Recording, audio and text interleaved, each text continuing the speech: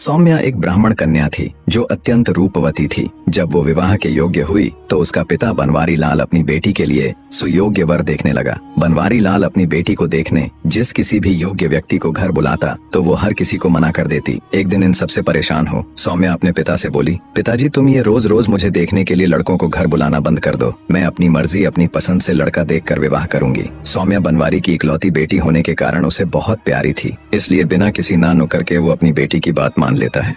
जिस नगर में बनवारी अपनी बेटी सौम्या के साथ रहता था उस नगर के ऊपर राजा वज्रदेव का शासन था। वज्रदेव बड़ा प्रतापी और हमेशा अपनी प्रजा के हित में सोचने वाला राजा था। कहानी को आगे बढ़ाते हुए दैत्य दंभिकासुर बोला, तो विक्रमादित्य एक समय ऐसा आया जब उस नगर में चोरियां होने लगी। धीरे धीरे वो चोरियां इतनी बढ़ गईं कि शायद ही कोई ऐसा दिन हो कि नगर में चोरी न हो। नगर के वासी आए दिन होने वाली इन चोरियों से बहुत परेशान थे। राजा वज्रदेव को जब खबर लगी तो उसने रात की गश्त के लिए सिपाहियों की संख्या बढ़ा दी, पर उससे भी कोई फायदा नहीं हुआ। अब तो चोर ने नगर के छोटे मोटे रईसों से लेकर बड़े बड़े सेठों तक का नंबर लगा दिया। आए दिन होने वाली इन घटनाओं से दुखी हो नगर के बड़े सेठ और व्यापारी मिलकर राजा के पास गए और अपनी व्यथा सुनाकर उनके सामने अपनी फरियाद रखी। राजा वज्रदेव ने उनका दुखड़ा सुन अपने सभी सिपाहियों को दिन रात नगर के कोने कोने में तैनात कर दिया, पर फिर भी चोरियां कम नहीं हुई। अब राजा के लिए भी ये विषय अत्यंत गूढ़ बन गया। उसने विचार किया कि कहीं मेरे सिपाही भी चोर के साथ ना मिल गए हों। अंततः राजा वज्रदेव ने खुद चोरों को पकड़ने का बीड़ा उठाया। अब हर रात को वो खुद अपने कुछ सिपाहियों की टुकड़ी लेकर राज्य में गश्त के लिए निकलता। जब राजा सजग हुआ तो कुछ समय के लिए चोरियां रुक गईं, पर एक रात जब राजा गश्त पर था तो उसने एक संदिग्ध व्यक्ति को भागते हुए देखा। राजा ने तुरंत अपने सिपाहियों को आदेश दिया, उसे फौरन पकड़ो। राजा का हुक्म मिलते ही सिपाहियों ने दौड़कर उस चोर को दबोच लिया। उसे राजा के सामने पेश किया गया तो उसके पास से चोरी का सामान भी मिला। जब राजा ने सख्ती से उससे पूछा तो उसने चोर होने की बात कबूल ली।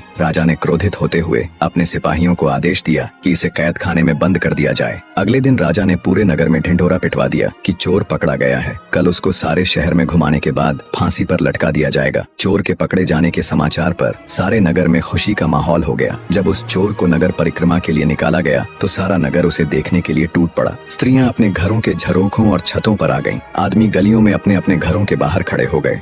चोर को देखने के लिए ब्राह्मण की लड़की अपनी छत पर खड़ी हो गई। चोर को जब ब्राह्मण की हवेली के सामने से लेकर गए तो जैसे ही सौम्या ने उस चोर को देखा वो उस पर दिलो जान से मोहित हो गई। वो तुरंत दौड़कर अपने पिता बनवारी लाल के पास गई और बोली, पिताजी मैं उस चोर से विवाह करना चाहती हूँ। बेटी की यह बात सुनकर ब्राह्मण हैरान रह गया और बोला, यह तुम क्या कह रही हो बेटी? सौम्या बोली, मैं जो कुछ भी कह रही हूँ अच्छी तरह सोच समझ कर कह रही हूँ पिताजी। मैंने उसको अपना पति मान लिया है। अगर उसको शूली पर लटकाया गया तो मैं भी उसके साथ सती हो जाऊंगी। अपनी इकलौती बेटी की ये अजीब सी जिद सुनकर बनवारी लाल के पैरों नीचे से जमीन खिसक गई। उसने अपनी बेटी को समझाने की बहुत कोशिश की पर वो अपनी जिद में टस से मस न हुई। अंततः अपनी बेटी की ममता के वशीभूत हो ब्राह्मण राजा के पास जाता है और सारी बात राजा को बताकर चोर को छोड़ने का निवेदन करता है। ब्राह्मण की सारी बात सुन राजा आश्चर्य से बोला, ऐसा कैसे हो सकता है? मैं ऐसा चाहकर भी नहीं कर सकता। मुझे अपनी प्रजा को भी जवाब देना है। अगर चोर को ऐसे ही छोड़ दिया तो सब नगरवासी क्या कहेंगे? कोई हल न मिलने पर बेचारे ब्राह्मण ने वापस घर जाकर अपनी बेटी को बहुतेरा समझाया पर वो अपने निश्चय पर अटल थी। सौम्या के हठ का समाचार पूरे पास पड़ोस में फैल गया। उड़ती उड़ती बात चोर के कानों तक भी आ पहुंची। जब चोर को पता चला तो वह रोने लगा। तय समय और घोषणा के मुताबिक चोर को नगर के चौराहे पर ले जाया गया। चोर को फांसी होने का दृश्य देखने के लिए सारा नगर टूट पड़ा। चोर को जब शूली के पास लाया गया तभी सौम्या भी वहां आ गई। उसके बाल बिखरे हुए थे। उसने बिल्कुल एक वियोगिनी के जैसा वेश बना रखा था। भीड़ के बीच खड़ी हो उसने घोषणा की कि इस चोर को वह अपना पति मान चुकी है और उसके शूली पर चढ़ाए जाने के साथ ही वो भी सती हो जाएगी। उसकी घोषणा सुन वहां मौजूद नगर के लोग उसे समझाने लगे पर सौम्या ने किसी की भी बात नहीं मानी। चोर को जब इस सारी घटना का पता चला तो वह ठट्ठा कर हंस पड़ा कि वह सती होने वाली है। कुछ समय पश्चात चोर को शूली पर लटका दिया गया। आगे दैत्य दंभिकासुर बोला, तो विक्रमादित्य ब्राह्मण की लड़की सौम्या अपनी घोषणा के अनुसार उस चोर की मृत देह को अपनी गोद में रखकर सती हो गई। उसने अपना वचन निभाया। अब तुम मुझे बताओ कि चोर सौम्या के प्यार की खबर पाकर रोया क्यों और उसके सती होने के इरादे पर ठठाकर हंसा क्यों? उसे तो सौम्या के प्यार की खबर पाकर खुश होना चाहिए था और सती होने की सूचना पर रोना। राजा विक्रमादित्य कुछ सोचकर बोले, सुनो दुष्ट दैत्य, जब चोर को यह पता चला कि ब्राह्मण बनवारी लाल की पुत्री सौम्या उससे प्यार करती है तो वो अपनी तकदीर पर रोया कि अगर सौम्या का प्यार उसे पकड़े जाने से पहले मिल जाता तो शायद वह सुधर जाता। अब बात आती है उसके हंसने की, तो उसका हंसना बिल्कुल ठीक था। सौम्या की मूर्खता पर उसको हंसी आई। कि मान न मान मैं तेरा मेहमान। उसका सती होना भी त्रेया चरित्र का एक हिस्सा था। बस इसी कारण वह ठठाकर हंसा। राजा विक्रमादित्य की बात सुन दंभिकासुर बोला, तुम ठीक कहते हो विक्रमादित्य। दैत्य दंभिकासुर न चाहते हुए भी अपनी अगली गुत्थी कहना आरंभ करता है। तो सुनो राजा, एक अधेड़ उम्र का राजा था जो हर वक्त परेशान रहता था। सब कुछ होते हुए भी राजा को दुख था, तो वो ये कि उसकी कोई संतान नहीं थी। राजा ने संतान प्राप्ति के लिए बड़े से बड़े विद्वान पंडित से लेकर ज्योतिषियों तक को दिखाया, पर सबने राजा की कुंडली देखकर एक ही जवाब दिया कि महाराज, आपके भाग्य में संतान सुख नहीं है। अंततः राजा एक साधु के पास वन में चला जाता है और उनके पास रहकर जी जान से उनकी सेवा करने लग जाता है। ऐसे ही समय बीतता गया। राजा को महात्मा जी की सेवा करते पूरे 12 साल हो गए। तब एक दिन साधु ने राजा से पूछा, वत्स, तुम्हें मेरी सेवा करते आज पूरे 12 साल हो गए। इन 12 सालों में न कभी मैंने तुमसे तुम्हारे यहाँ आकर मेरी सेवा करने का उद्देश्य पूछा और न ही कभी तुमने मुझसे कुछ मांगा। मैं तुम्हारी सेवा से बहुत प्रसन्न हूँ, मांगो जो भी मांगना चाहते हो। तब राजा ने हाथ जोड़ साधु महात्मा जी से कहा, महाराज, मुझे किसी चीज की कोई कमी नहीं है, बस कमी है तो एक संतान की। अगर आप मुझे कुछ देना ही चाहते हैं तो मुझे संतान प्राप्ति का आशीर्वाद दीजिए। तब साधु महाराज ने कुछ देर ध्यान लगाया और बोले, वत्स, तुम्हारे भाग्य में तो संतान सुख है ही नहीं, पर चूंकि तुमने मेरी 12 साल तक सेवा की है तो तुम्हें खाली हाथ तो नहीं भेजूंगा। बेटा, मैं तुम्हें संतान प्राप्ति का आशीर्वाद तो दे दूंगा, पर तुम्हें जो पुत्र होगा उसकी आयु केवल 20 वर्ष की ही होगी। महात्मा जी की बात सुन राजा बोला, हे साधु महाराज, 20 वर्ष ही सही, हमें संतान सुख तो मिलेगा। और वैसे भी महाराज, मेरी आयु 60 वर्ष की तो हो ही चुकी है। 20 वर्ष तक तो शायद मैं भी जिंदा न रहूं। इसलिए हे महाराज, कृपया मुझे संतान प्राप्ति का आशीर्वाद दीजिए। राजा की बात सुन महात्मा जी राजा को संतान प्राप्ति का आशीर्वाद दे देते हैं। साधु महाराज को प्रणाम कर राजा खुशी खुशी अपने राज्य लौट आता है। कुछ ही दिन पश्चात महारानी गर्भवती हो जाती है। पूरे राज्य में खुशियों का माहौल था। तय समय पर महारानी जी ने एक बिल्कुल स्वस्थ पुत्र को जन्म दिया। ये देख राजा की खुशी का ठिकाना न रहा। राजा ने अपने पुत्र का नाम वीरध्वज रखा। वीरध्वज जब थोड़ा बड़ा हुआ तो राजा ने उसको शिक्षा ग्रहण करने के लिए बाहर भेजने की बजाय राजमहल में ही उसकी शिक्षा की व्यवस्था कर दी। समय बीतता गया। राजकुमार वीरध्वज की सभी प्रकार की शिक्षा और शस्त्र विद्या पूरी हो चुकी थी। वो अब एक आकर्षक युवा बन चुका था। राजकुमार के जवान होते ही दूसरे राज्यों से उसके विवाह के प्रस्ताव आने लगे। राजा भी अपने पुत्र के लिए योग्य कन्या देखने लगे। वे साधु की बात को बिल्कुल भूल चुके थे कि उसके पुत्र की आयु तो सिर्फ 20 वर्ष ही है। पुत्र सुख मिलने के पश्चात राजा की सेहत भी एकदम ठीक ठाक थी। जब उसके पुत्र का 20वां साल लगा तब राजा को साधु की बात याद आई। बात याद आते ही राजा फिर चिंता में रहने लगा। जब रानी को राजा की चिंता का कारण पता चला तो वो भी चिंतित हो उठी। फिर कुछ सोचकर रानी बोली, महाराज, आपको फिर से उन्हीं महात्मा के पास जाना चाहिए। वो अवश्य ही इस समस्या का कुछ हल जरूर बताएंगे। राजा को रानी की बात बिल्कुल ठीक लगी। राजा तुरंत वन की ओर निकल पड़ता है। पुत्र के प्राण बचाने के लिए राजा वन में साधु जी के पास जाता है और कहता है, हे साधु महाराज, मेरे पुत्र का 20वां वर्ष लग चुका है। मैं तो सोच रहा था 60 वर्ष की आयु के बाद पता नहीं 20 साल और जीऊंगा भी कि नहीं, पर महाराज, पुत्र प्राप्ति का सुख मिलने से मेरा तो कुछ भी नहीं बिगड़ा, बल्कि अब तो पुत्र में और अधिक मोह हो गया। महाराज, जिस पुत्र को हमने 20 साल तक पाला पोषा उसके साथ रहे, अब उसको ऐसे मरते हुए कतई नहीं देख सकते। इसलिए हे साधु महाराज, कृपया कोई उपाय कीजिए जिससे मेरे पुत्र की मौत टल जाए। राजा की बात सुन साधु महात्मा जी बोले, वत्स, अब मैं कुछ नहीं कर सकता। मैंने तो तुमसे पहले ही कहा था कि तुम्हें पुत्र तो हो जाएगा, पर उसकी आयु केवल 20 वर्ष ही होगी। राजा बोला, नहीं महाराज, ऐसा नहीं हो सकता। आप कुछ भी करके इसका हल निकालिए। पुत्र मोह में राजा साधु महाराज के चरणों को पकड़कर बस एक ही रट लगाए जा रहा था। कुछ कीजिए महाराज। अंततः महात्मा जी बोले, सुनो बेटा, निश्चित काल में तुम्हारे पुत्र की मृत्यु न हो, उसका केवल एक ही उपाय है कि उसका विवाह किसी ऐसी कन्या के साथ कर दिया जाए जो अपने से पहले अपने पति को न मरने दे। इतना सुन राजा को कुछ सुकून मिला। वो साधु महाराज को प्रणाम कर राजमहल वापस लौट आया। राजा ने अपने सैनिकों को हुक्म दिया कि जाओ और राजकुमार के विवाह हेतु ऐसी कन्या ढूंढो जो अपने से पहले अपने पति को न मरने दे। राजा का हुक्म मिलते ही उसके सैनिक देश के कोने कोने में फैल गए। वो जहाँ भी जाते हर जगह सब उन्हें यही कहते कि मृत्यु पर भला किसी का वश कैसे चल सकता है, वो किसके हाथ में है। मृत्यु तो जब आनी होगी आकर ही रहेगी, उसे भला कौन टाल सकता है। हर जगह इसी प्रकार के जवाब सुन सिपाही भी निराश हो गए। उन्हें कोई भी ऐसी कन्या नहीं मिली जो खुद से पहले अपने पति को न मरने दे। अंततः जब सिपाहियों की एक टुकड़ी हताश हो थक हार कर वापस लौट रही थी तो रास्ते में उनके आगे आगे 3 लड़कियां चल रही थीं। 3 पक्की सहेलियां आपस में बातें करती हुई जा रही थीं। उनमें एक कुम्हार की, एक सुनार की और एक ब्राह्मण की लड़की थी। कुछ दिन पहले ही उस नगर के राजा की लड़की का विवाह हुआ था। पर विवाह के एक दिन बाद ही राजा की लड़की के पति की मृत्यु हो गई थी। बस उसी विषय में आपस में चर्चा करती हुई तीनों सहेलियां अपने घर की तरफ जा रही थीं। सबसे पहले ब्राह्मण की लड़की बोली, बहन जो भी हो, पर राजा की लड़की थी बड़ी सुंदर, पर बेचारी के साथ बहुत गलत हुआ, जो विवाह होते ही भगवान ने उसके पति को छीन लिया। फिर सुनार की लड़की बोली, ठीक कहती हो बहन, वो है तो बहुत रूपवती, ऐसा सुंदर रूप भगवान हजारों में नहीं बल्कि लाखों में किसी किसी को देता है, पर बेचारी का पति मर गया, अब होनी को कौन टाल सकता है। उन दोनों की बात सुन कुम्हार की लड़की बोली, तुम दोनों क्या जब से बहुत सुंदर थी, बहुत रूपवती थी कि रट लगाए हुए हो? क्या खाक सुंदर थी जो अपने से पहले अपने पति को मरने दिया? ऐसी सुंदरता किस काम की? कुम्हार की लड़की की बात सुन अन्य दोनों सहेलियां बोली, तू उसकी जगह होती तो तू भी क्या कर लेती? उनको जवाब देते हुए कुम्हार की लड़की बोली, अगर मैं राजा की लड़की की जगह होती तो अपने जीते जी अपने पति को कतई मरने न देती, चाहे उसके लिए मुझे कुछ भी करना पड़ता। पीछे चल रहे सिपाहियों ने उन तीनों सहेलियों की आपस की सारी बातें सुन ली। सारी बातें सुन सिपाहियों के मन में तुरंत राजा के हुक्म वाली बात कौंधी कि जाओ जाकर ऐसी कन्या ढूंढो जो अपने से पहले अपने पति को ना मरने दे। सिपाहियों ने तुरंत उन लड़कियों को रोककर उनसे उनका नाम पता सब ले लिया और राजमहल आकर सभी बातें विस्तार पूर्वक ज्यों की त्यों राजा को बता दी। सिपाहियों की बात सुन राजा के मन में उम्मीद की एक किरण उभरी। उसने तुरंत अपने साथ अपने मंत्री व अन्य कुछ राजसभा के विद्वान सदस्यों को लिया और निकल पड़ा सिपाहियों के बताए गए गांव की ओर। कुछ घंटों का रास्ता तय कर राजा अपने आदमियों के साथ कुम्हार के घर पहुंच गया। राजा के साथ मौजूद मंत्री ने लड़की के पिता यानी कुम्हार को राजा का पूरा परिचय दिया और उसकी लड़की से राजा के लड़के के विवाह की बात सामने रखी, बेटी के लिए रिश्ता और वो भी राजा के लड़के का।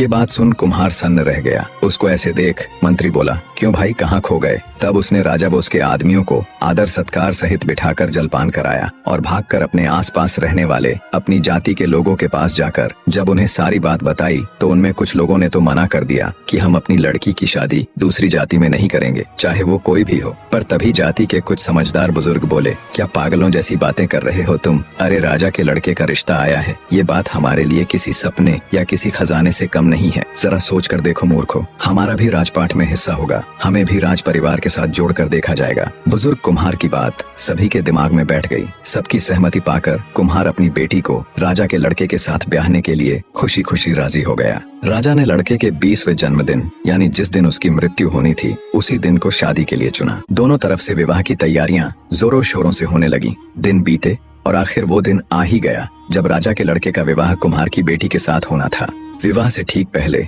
राजा ने नम आंखों से अपने बेटे की होने वाली पत्नी यानी कुम्हार की बेटी को अपने बेटे के संबंध में शुरू से लेकर आखिर तक सारी बातें बता दी कि कैसे उसने 12 साल तक एक संत महात्मा जी की सेवा करके अपने बेटे वीरध्वज को पाया था और आज सिद्ध महात्मा जी के कहे अनुसार उसके बेटे की जिंदगी का आखिरी दिन है। सारी दास्तान बता। राजा बोला, सुनो बेटी, अब मेरे पुत्र की जिंदगी तुम्हारे हाथ में है। कैसे भी करके अगर आज आधी रात तक तुम इसकी मृत्यु को टाल दोगी तो फिर नया दिन शुरू हो जाएगा और वीरध्वज के ऊपर आई ये मृत्यु रूपी भारी विपदा टल जाएगी। राजा की पूरी बात सुन कुम्हार की बेटी जिसका नाम शौर्यवती था को एक बार तो धक्का लगा, पर फिर एक अदम्य साहस के साथ वो राजा से बोली, आप चिंता मत कीजिए महाराज, मेरे जीते जी मैं आपके बेटे को कुछ नहीं होने दूंगी। शौर्यवती की बात सुन और उसका आत्मविश्वास देख राजा को बहुत तसल्ली मिली। शाम का समय हो चला था। शुभ मुहूर्त के समय पंडित ने विवाह हेतु शौर्यवती और वीरध्वज को शादी के मंडप में बुला लिया और मंत्र पढ़ने लगा। तभी एक सांप फुफकारता हुआ राजकुमार वीरध्वज को डसने के लिए वहां आया। सांप जैसे ही उसके नजदीक आया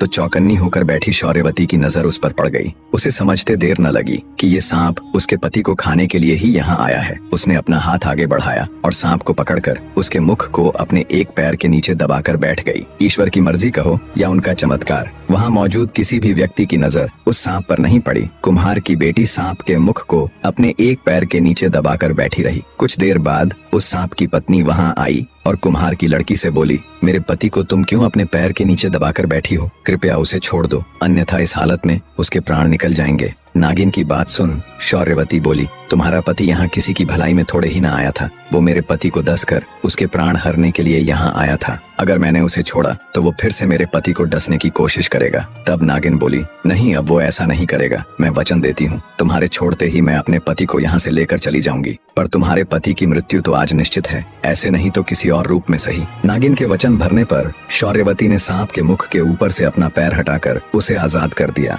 नागिन अपने वचन अनुसार बिना किसी को कोई हानि पहुंचाए अपने नाग के साथ चुपचाप वहां से चली गई। कुम्हार की लड़की नागिन की चेतावनी से और अधिक सजग होकर बैठ गई। कुछ देर में शौर्यवती और वीरध्वज का विवाह ठीक से संपन्न हो गया। रात का पहला पहर शुरू हो चुका था। कुम्हार की लड़की ने अपने पति को राजमहल के आंगन में बीचों बीच पलंग डालकर सुला दिया। आज की रात उसे कैसे भी करके अपने पति को मरने नहीं देना था। पति की मृत्यु को टालने के लिए उसने पलंग के एक कोने पर दिया जलाकर रख दिया और हाथ जोड़कर प्रार्थना की, हे अग्निदेव, आज की रात पलंग के इस कोने की जिम्मेवारी आपकी है। अगर मेरी पतिव्रता सच्ची है तो मेरे पति की रक्षा करना। पलंग के दूसरे कोने पर एक लौटा जल भरकर रख दिया और बोली, हे जलदेव, अगर मेरी भक्ति सच्ची है तो आज की रात मेरे पति की रक्षा करना। शौर्यवती ने पलंग के तीसरे कोने के पास कुछ गेहूं के बीज रख दिए और बोली, हे अन्न देवता, इस कोने का भार मैं आपको सौंप रही हूँ। आज रात मेरे पति की रक्षा का दायित्व आपका है। और पलंग के चौथे कोने के पास वो खुद खड़ी हो गई। जब नाग उसके पति को मारने में असफल हो गया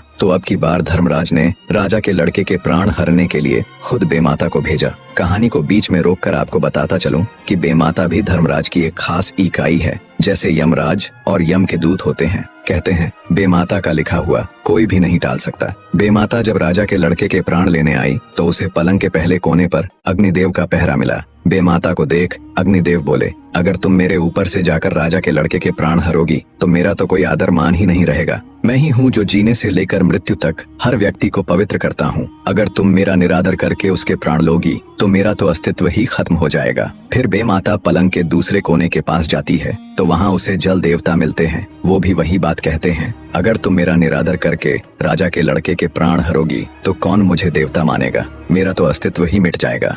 जब वो पलंग के तीसरे कोने पर जाती है तो वहाँ उसे अन्न देवता का पहरा मिलता है। वो भी वही बात कहते हैं। बेमाता अन्न देवता की बात भी मान लेती है। जब वो पलंग के चौथे यानी आखिरी कोने के पास जाती है तो उन्हें देखते ही कुम्हार की लड़की भागकर बेमाता के पास आकर उसके पैर दबा देती है। जैसे ही शौर्यवती बेमाता के पैर दबाती है तो वे बोल पड़ती हैं, सदा सुखी रहो, सदा सुहागन रहो, भगवान तुम्हारी जोड़ी बनाए रखे। बेमाता जल्दबाजी में ये सब बोल जाती है। उसे ध्यान ही नहीं रहा कि वो यहाँ उसे आशीर्वाद देने नहीं बल्कि उसके पति के प्राण लेने के लिए आई है। अब मुख से शब्द तो निकल चुके थे। बेमाता कुम्हार की लड़की से बोली, तुमने तो बड़ा गजब कर दिया। मैं यहाँ तुम्हारे पति के प्राण लेने के लिए आई थी। इसकी तो सिर्फ आज की ही आयु है। आज इसे धर्मराज के घर पेश होना है, पर तुमने तो छल से मेरे ही कान काट लिए। जल्दी से मैं मेरे पैर दबाकर मुझसे ही सदा सुहागन का आशीर्वाद ले लिया। तब शौर्यवती बोली, तो और मैं क्या करती माता, अपने पति को अपने से पहले कैसे मरने देती। अब देख लो माता, या तो आप अपने वचनों से हारी हो जाओ, अन्यथा इन्हें जीवित छोड़ दो। शौर्यवती की बात सुन बेमाता सोच में पड़ जाती है। आखिर ये हुआ तो हुआ क्या। फिर कुछ सोचकर वो बोली, देखो बेटी, तुम्हारे पति की आयु तो आज खत्म हो जाएगी, पर एक रास्ता है। तुम अपनी आयु में से आधी अपने पति को दे सकती हो। बेमाता की बात सुन कुम्हार की लड़की को अपार शांति मिली। वो बोली, मैं अपनी आधी आयु अपने पति को देने को तैयार हूँ माता। कृपया बताइए कि इसके लिए मुझे क्या करना होगा। बेमाता युक्ति बताते हुए बोली, जैसे ही सुबह का सूर्योदय हो तो तुम्हें सूर्यदेव को एक लौटा जल चढ़ाकर प्रार्थना करनी है कि हे सूर्यदेव, बेमाता के वचन अनुसार मेरी अपनी मर्जी से मेरी आधी आयु मेरे पति को लग जाए। जब तुम इतना कहोगी तो तेरी आधी आयु तेरे पति को लग जाएगी और तुम दोनों की आयु बिल्कुल बराबर हो जाएगी। इतनी युक्ति बता बेमाता वहाँ से चली गई। सुबह होते ही जैसा बेमाता ने बताया था शौर्यवती ने वैसा ही किया। बेमाता के वचनों सहित उगते सूर्य देव के आगे प्रार्थना करने पर उसके पति की मृत्यु टल जाती है और इस प्रकार वो अपने पति के प्राण बचा लेती है। राजा सहित पूरे राज्य में खुशी का माहौल था।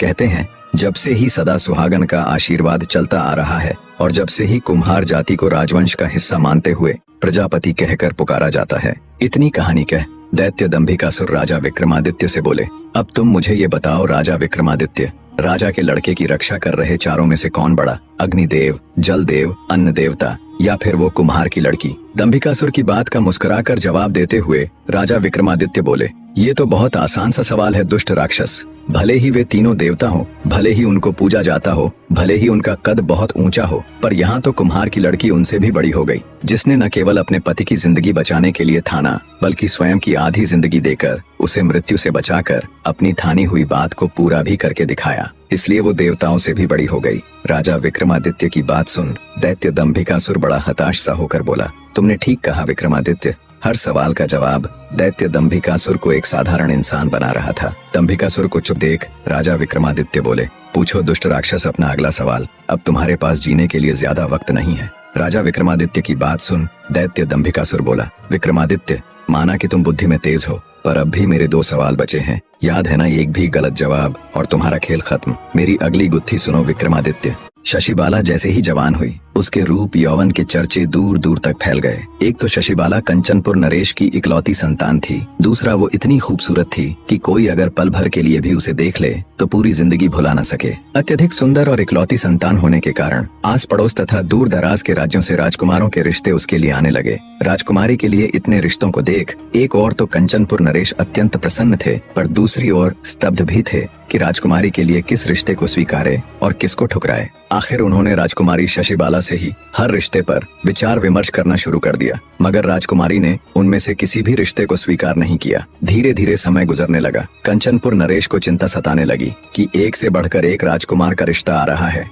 पर राजकुमारी तो हर रिश्ते को ठुकरा देती है। आखिर इसके मन में क्या है? आखिर यह चाहती क्या है? एक दिन नरेश ने अपनी बेटी से पूछ ही लिया, बेटी तू हर रिश्ते को ठुकरा रही है, इसका क्या कारण है? क्या तुझे उनमें से कोई भी राजकुमार पसंद नहीं? राजकुमारी शशिबाला बोली, नहीं पिताजी, इनमें कोई भी राजकुमार मेरे योग्य नहीं है। कंचनपुर नरेश थोड़ा चिंतित होता हुआ बोला, मगर बेटी तुम्हारी नजर में योग्यता का मानदंड क्या है? राजकुमारी शशिबाला बोली, पिताजी मैंने ऐसा तो कोई मानदंड नहीं बनाया, पर जिसके साथ मेरा विवाह हो उसमें कुछ तो विशेषता हो, कोई तो खूबी हो। बेटी की बात सुन। नरेश बोला, बेटी क्यों न तुम विवाह के लिए आने वाले राजकुमारों की परीक्षा लेकर देखो, बिना परीक्षा के निर्णय लेना उचित नहीं। पिता की बात राजकुमारी शशिबाला को बिल्कुल उचित लगी। उसने हामी भरते हुए कहा, आप ठीक कह रहे हैं पिताजी, मैं आगे से ऐसा ही करूंगी। कुछ दिन बाद ही एक राजकुमार राजकुमारी के साथ विवाह का प्रस्ताव लेकर हाजिर हुआ। नौकरों ने उसे अच्छे से बिठाकर जलपान कराया और राजकुमारी शशिबाला को खबर कर दी। खबर मिलते ही राजकुमारी जब उसकी परीक्षा लेने के लिए आई तो राजकुमारी को जैसे ही राजकुमार ने देखा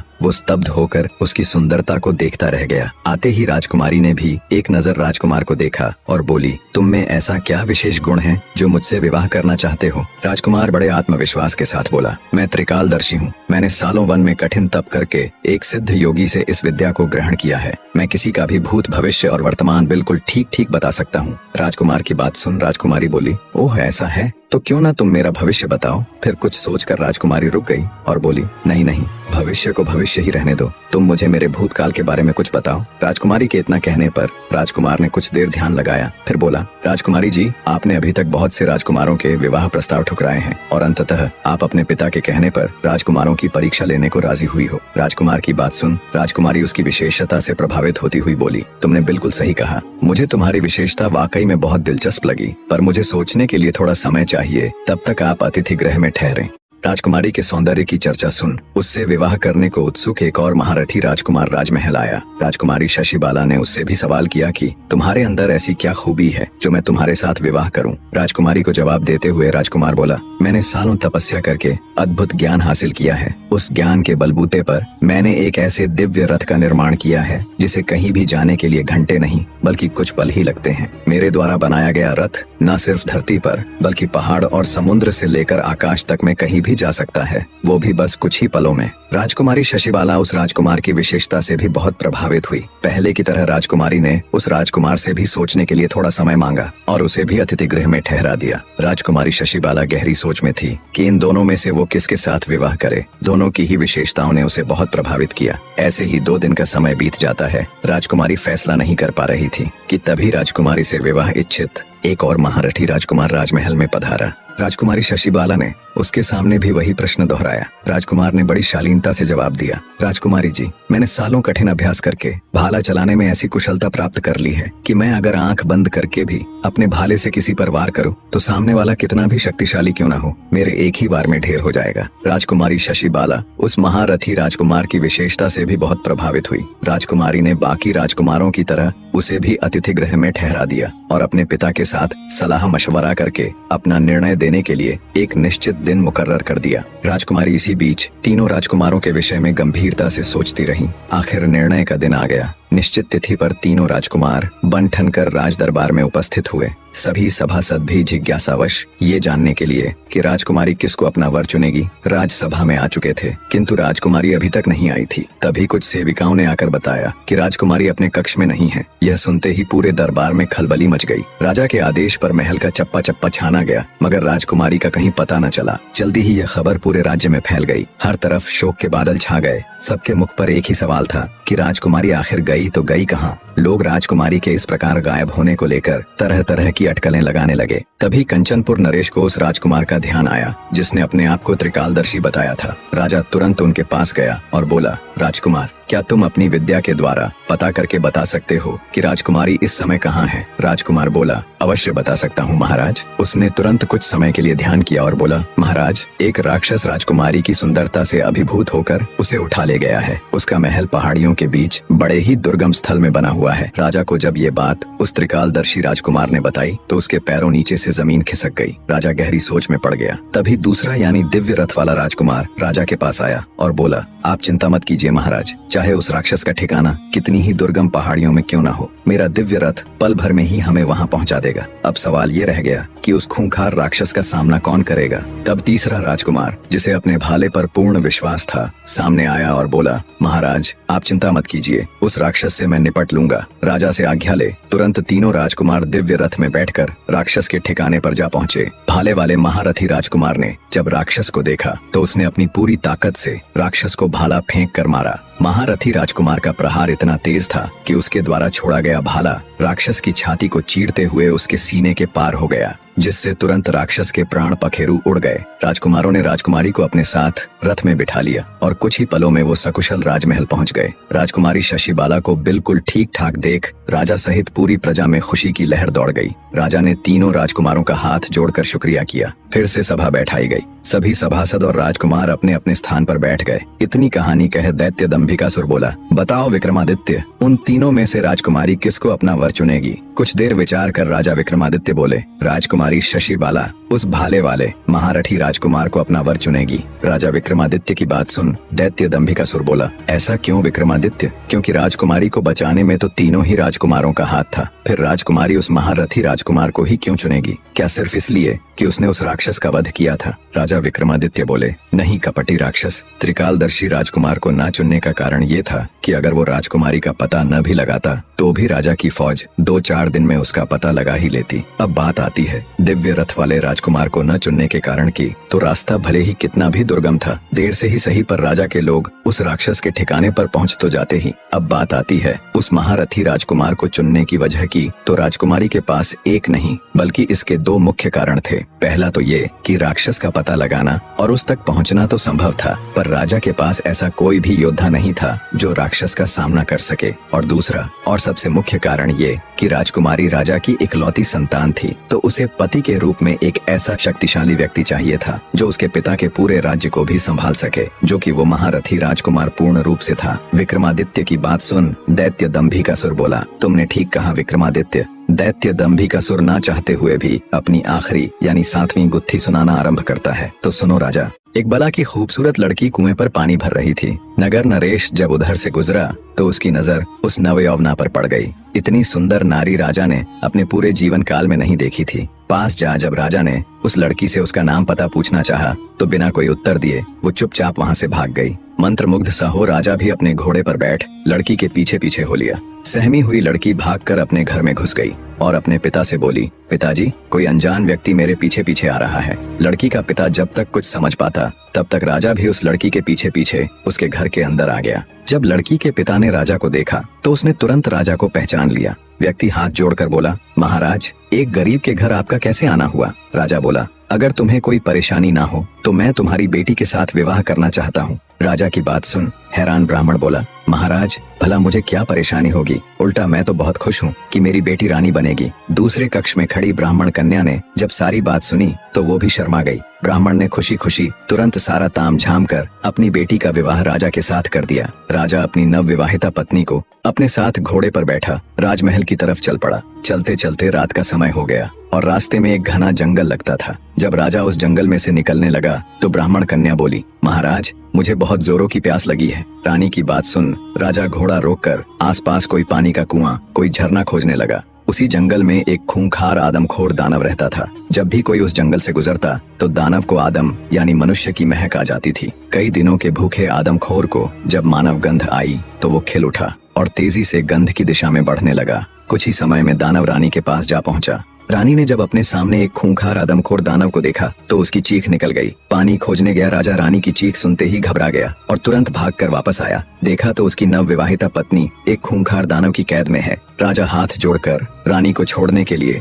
दानव के सामने मिन्नतें करने लगा। अब दानव तो कई दिनों का भूखा था, इसलिए उस पर राजा की मिन्नतों का कोई असर नहीं हुआ। तब राजा बोला, सुनो राक्षस, मैं इस नगर का राजा हूँ। अगर तुम मेरी पत्नी को छोड़ दोगे तो मैं हर सप्ताह तुम्हारे भोजन के लिए किसी हष्टपुष्ट व्यक्ति को तुम्हारे पास भेज दिया करूंगा। ये मेरा वचन है। दानव सोचने लगा, अगर मैं आज राजा की पत्नी को खा लेता हूँ तो मेरी सिर्फ आज की भूख मिटेगी, पर अगर मैं इसे छोड़ देता हूँ तो हर सप्ताह मुझे बैठे बिठाए ताज़ा स्वादिष्ट गोश्त खाने को मिलेगा। ये विचार कर दानव ने राजा की पत्नी को छोड़ दिया और बोला, तुम्हारे पास 7 दिन का समय है। अगर तुमने अपना वचन नहीं निभाया तो याद रखना, मैं तुम्हारे महल में घुसकर किसी को भी जीवित नहीं छोड़ूंगा। राजा भारी मन से अपनी पत्नी को ले राजमहल वापस आ गया। सोच रहा था, रानी को तो उस दानव से बचा लिया, मगर अब हर सप्ताह उस दानव के पास आदमी कहाँ से भेजूंगा? जिंदा मनुष्य हर सप्ताह दानव के भोजन के लिए कहाँ से आएगा? आखिर कौन अपने प्राण देने के लिए तैयार होगा? ये सब बातें सोचते सोचते राजा के दिमाग की नसें फटी जा रही थीं। फिर कुछ बुद्धिमान मंत्रियों की सलाह पर राजा ने घोषणा करवा दी कि जो भी व्यक्ति अपनी बलि देगा उसे उसके वजन के बराबर चांदी के सिक्के दिए जाएंगे। नगर के लोगों ने जब राजा की घोषणा सुनी तो हर तरफ उसकी आलोचना होने लगी।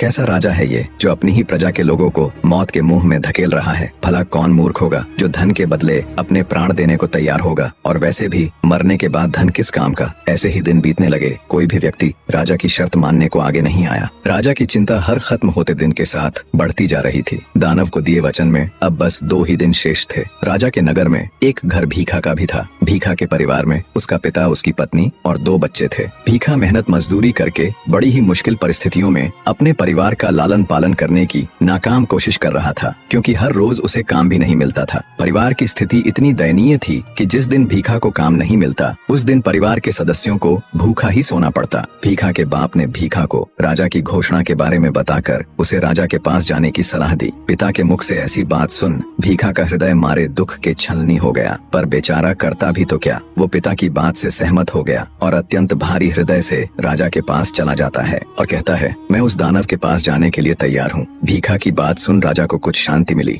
सिपाहियों की निगरानी में भीखा को दानव के पास जाने के लिए विदा कर दिया जाता है। बेचारा भीखा चलता जाता और सोचता जाता। चलते चलते अचानक वो जोर जोर से हंसने लगा और फिर रोने। फिर कुछ सोचकर वो दृढ़ निश्चय कर उस दानव के पास जाता है। भूख से तिलमिला रहे दानव ने उसे देखा तो तुरंत उस पर झपट पड़ा, पर दानव जब उस पर झपटा तो वो फुर्ती से एक और हट गया और मौका देख निगरानी के लिए आए हुए एक सैनिक के भाले को ले तेजी से उस दानव के ऊपर वार किया। दानव इसके लिए बिल्कुल भी तैयार नहीं था। जैसे ही उसे भाला लगा वो घायल हो गिर पड़ा। घायल पड़े दानव पर भीखा एक के बाद एक तब तक वार करता गया जब तक उसका दम नहीं निकल गया। इतनी कहानी कह दैत्य दंभिकासुर राजा विक्रमादित्य से बोला, बताओ विक्रमादित्य, जब राजा के सिपाही भीखा को दानव के पास लेकर जा रहे थे तो वो चलते चलते अचानक से हंसा क्यों और फिर रोया क्यों? राजा विक्रमादित्य बोले, सुनो कपटी राक्षस, जब भीखा को दानव के पास लेकर जाया जा रहा था तो उसने विचार किया कि इस दुनिया में कोई किसी का नहीं, पैदा करने वाले पिता से लेकर प्रजा का रक्षक राजा तक। इसी विचार के साथ वो पहले हंसा और फिर रोया। फिर उसने सोचा कि मनुष्य को अपने भाग्य की लड़ाई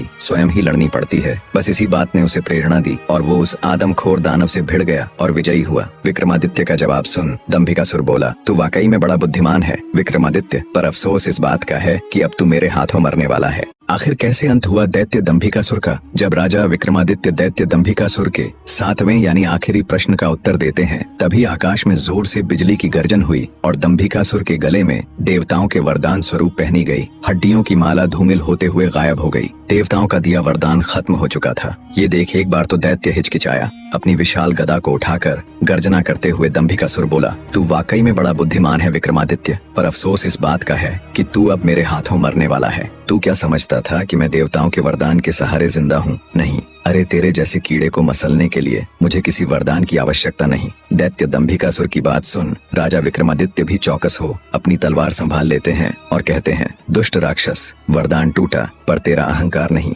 तुझे अब भी तेरा अंत नजर नहीं आ रहा। अहंकार व्यक्ति को अंधा बना देता है। आज तेरा अंत निश्चित है दुष्ट दानव। राजा विक्रमादित्य की बात सुन अत्यंत क्रोधित हो दैत्य दंभिकासुर बोला, अंत? मेरा अंत इतना आसान नहीं। अरे अंत तो आज तेरा होगा कीड़े। इतना कह दैत्य दंभिकासुर राजा विक्रमादित्य की तरफ बढ़ता है और अपनी गदा से राजा विक्रमादित्य के ऊपर वार करता है। दोनों के बीच भीषण युद्ध शुरू हो जाता है। लंबी लड़ाई से जब दंभिकासुर थकने लगा तब मौका देख राजा विक्रमादित्य ने अपनी पूरी ताकत से दंभिकासुर के ऊपर प्रहार किया। राजा विक्रमादित्य की धारदार तलवार दंभिकासुर की छाती छाती को चीरते हुए उसके सीने में जा घुसी। दर्द से कराहता हुआ दैत्य दंभिकासुर अपनी आखिरी सांस लेता हुआ बोला, यह असंभव है, मैं तो अमर। राजा विक्रमादित्य बीच में ही बोल पड़े, कपटी राक्षस, अमरता सत्य और धर्म में है, दानवी वरदानों में नहीं। तेरे जैसे अहंकारी अमर नहीं होते, बल्कि इतिहास में दफन होते हैं। अंततः राजा विक्रमादित्य के इस निर्णायक वार से दैत्य दंभिकासुर का अंत हो जाता है। दैत्य के धरा पर गिरते ही चारों ओर एक गहरी शांति छा गई। आकाश में बिजली कड़की और स्वर्ग से पुष्पों की वर्षा होने लगी। देवताओं ने भी राजा विक्रमादित्य के इस कृत्य को सराहा। दंभिकासुर द्वारा पत्थर बनाए गए सभी प्राणी धीरे धीरे अपने असली रूप में लौटने लगे। लखन और महेंद्र भी अपने असली रूप में आ जाते हैं। दोनों भाई एक दूसरे को देख खुश हो बहते नेत्रों के साथ एक दूसरे को गले लगा लेते हैं। दंभिकासुर के मरने के बाद गुफा का द्वार भी खुल जाता है। राजकुमारी चंद्रकला जब गुफा से बाहर आती है तो अपने पति और उसके भाई को सही सलामत देख ठिठक कर खुशी से वहीं रुक जाती है। जब लखन की नजर उसकी पत्नी यानी राजकुमारी चंद्रकला पर जाती है तो वो भागकर उसके पास जाता है। दोनों एक दूसरे को गले लगा लेते हैं। चारों ओर राजा विक्रमादित्य की जय जयकार के नारे लग रहे थे। राजा विक्रमादित्य की जय हो, राजा विक्रमादित्य आप महान हो। लखन अपने भाई और अपनी पत्नी के साथ राजा विक्रमादित्य के पास आता है। तीनों हाथ जोड़कर विक्रमादित्य का शुक्रिया करते हैं। हम किन शब्दों में आपका धन्यवाद करें राजा, आप सच में महान हैं। लखन अपने भाई महेंद्र और अपनी पत्नी के साथ खुशी खुशी घर जाते हैं। जब लखन की माँ अपने दोनों बेटों को बिल्कुल ठीक ठाक पाती है तो वो बार बार राजा विक्रमादित्य का धन्यवाद करती है और अपने दोनों बेटों को बाहों में भर लेती है। महेंद्र की पत्नी भी बहते नेत्रों के साथ अपने पति को गले लगा उस ऊपर वाले और महान राजा विक्रमादित्य का शुक्रिया करती है। चंद्रकला बेचारी जो पहले नाग और बाद में दैत्य दंभिकासुर की कैद रहती है, अपने सारे दुखों को भूल जाती है और अपने पति लखन के साथ खुशी खुशी अपना जीवन व्यतीत करती है। फिर उनकी जिंदगी में कभी कोई नाग या दैत्य दंभिकासुर जैसी मुसीबत नहीं आई। इधर जब राजा विक्रमादित्य अपने नगर में लौटते हैं तो सारे नगरवासी उनके द्वारा दैत्य दंभिकासुर को हराकर लौटने पर उनका हार्दिक स्वागत करते हैं। चारों ओर खुशियों का माहौल था। पता नहीं कितनी ही माँ जिन्होंने अपने बेटों को खो दिया था, कितनी ही बहनें जिन्होंने अपने भाई को खो दिया था और कितनी ही औरतें जिन्होंने अपने पति को खो दिया था। सबकी खुशियों का आज कोई ठिकाना नहीं था, क्योंकि महान राजा विक्रमादित्य की बदौलत उनके वर्षों से बिछड़े हुए अपने आज उन्हें वापस मिल गए थे। अंततः इस महान गाथा का निष्कर्ष दैत्य दंभिकासुर केवल एक राक्षस नहीं था, वह उस अहंकार, क्रूरता और न्याय के विरोध का प्रतीक था जो दुनिया में बार बार अलग अलग रूपों में सामने आते हैं। उसने वरदानों के सहारे खुद को अमर समझ लिया, मगर वह यह भूल गया था कि अमरता किसी चमत्कार से नहीं, सत्य, धर्म और सेवा से अर्जित होती है। राजा विक्रमादित्य ने हमें यह सिखाया कि धैर्य, बुद्धि, साहस और न्याय से बड़ा अभिशाप भी समाप्त किया जा सकता है। उन्होंने युद्ध किया केवल दैत्य से नहीं, बल्कि मानवता को जकड़े हुए भय से, अंधकार से और उस अहंकार से जो खुद को भगवान से ऊपर समझने लगता है। इस कथा में बसंत और महेंद्र की भाईचारे की मिसाल, चंद्रकला की निष्ठा और प्रेम और पत्थर बने निर्दोषों का दोबारा जीवन पाना यह दिखाता है कि सच्चाई चाहे जितनी भी देर से सामने आए, लेकिन जब आती है तो सब कुछ बदल देती है। और अंत में जब आकाश से पुष्प बरसते हैं तब यह सिद्ध होता है कि देवता और वो ऊपर वाला भी उन्हीं के साथ होता है जो धर्म के मार्ग पर चलते हैं। सीख, अहंकार का अंत निश्चित है। सच्चा वीर वही है जो दूसरों के लिए लड़े, न कि अपने अहं के लिए। सत्य और न्याय देर से ही सही, लेकिन जीतते जरूर हैं। और सबसे बड़ी बात, इतिहास में वही अमर होते हैं जो विनम्रता, परोपकार और बलिदान के प्रतीक बनते हैं। कहानी में अंत तक जुड़े रहने के लिए एक बार फिर से मेरे सभी प्यारे दर्शकों को दिल से धन्यवाद।